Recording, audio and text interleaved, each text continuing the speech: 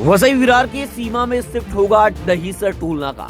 Dahisar toll नाके को अब वर्सोवा पुल के उस पार वसई विरार की सीमा में नेशनल हाईवे की जमीन पर शिफ्ट करने का प्रयास शुरू हो गया है। इस संबंध में महाराष्ट्र के परिवहन मंत्री प्रताप सरनाईक ने मंगलवार को दिल्ली में केंद्रीय मंत्री नितिन गडकरी से मुलाकात की। इस दौरान केंद्रीय मंत्री गडकरी को सरनाईक ने दिवाली से पहले दहीसर टोल नाके को 4 किलोमीटर दूर सूरत की तरफ शिफ्ट करने की मंजूरी देने की मांग की है।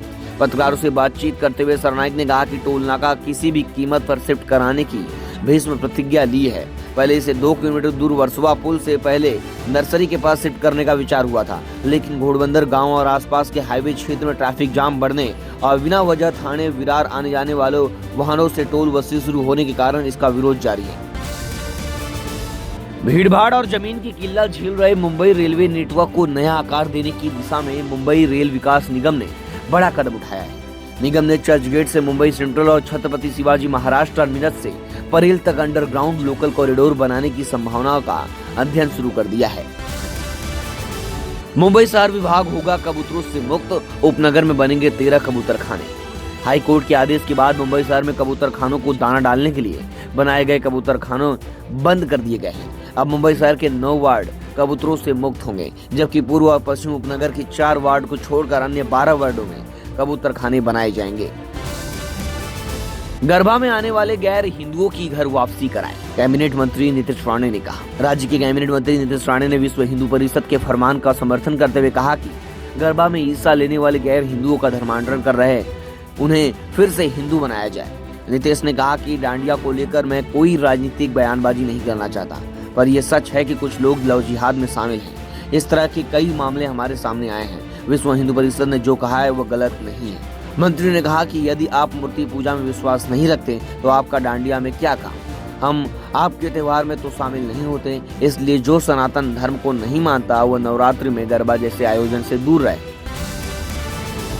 पुणे एयरपोर्ट पर महिला के हैंडबैग से मिली पिस्तौल। एयरपोर्ट पर सुरक्षा जांच के दौरान मंगलवार रात महिला के हैंडबैग में मिली पिस्तौल और 2 जिंदा कारतूस मिलने से हड़कंप मच गया। महिला सोलापुर जिले के कोडुवाड़ी की निवासी है। पुलिस सूत्रों ने बताया कि संबंधित महिला के पास से हथियार का लाइसेंस नहीं है। अंधेरी में दोहरा हत्याकांड। युवक ने परिवार के 3 लोगों पर किया जानलेवा हमला। अंधेरी पूर्व के MIDC इलाके में चेतन मनोज भात्रे नामक युवक ने अपने दादा, पिता और चाचा पर चाकू से जानलेवा हमला कर दिया। इस हमले में उसके दादा बाबू देवया भात्रे, पिता मनोज बाबू भात्रे और मौके पर ही मौत हो गई, जबकि चाचा अनिल बाबू भात्रे गंभीर रूप से घायल हो गए हैं। उन्हें नायर अस्पताल में भर्ती कराया गया है। उत्तन विरार सीलिंग परियोजना को जल्द मिलेगी मंत्रिमंडल की मंजूरी। आगामी महानगर पालिका चुनाव से पहले भाईंदर के उत्तन से विरार तक सीलिंग परियोजना को गति मिलने के आसार हैं। उत्तन विरार सीलिंग चरण 1 परियोजना को जल्द ही राज्य मंत्रिमंडल की मंजूरी मिल सकती है।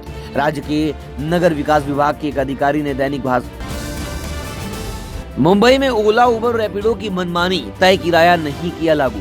18 सितंबर शाम 5 बजे से लागू कर दी थी नई दरें।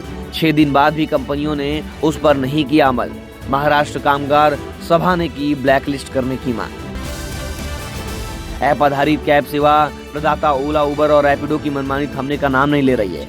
राज्य परिवहन प्राधिकरण इन तीनों कंपनियों को सरकार की ओर से तय किराया दरें अपने ऐप पर डाउनलोड करने के निर्देश दिए थे।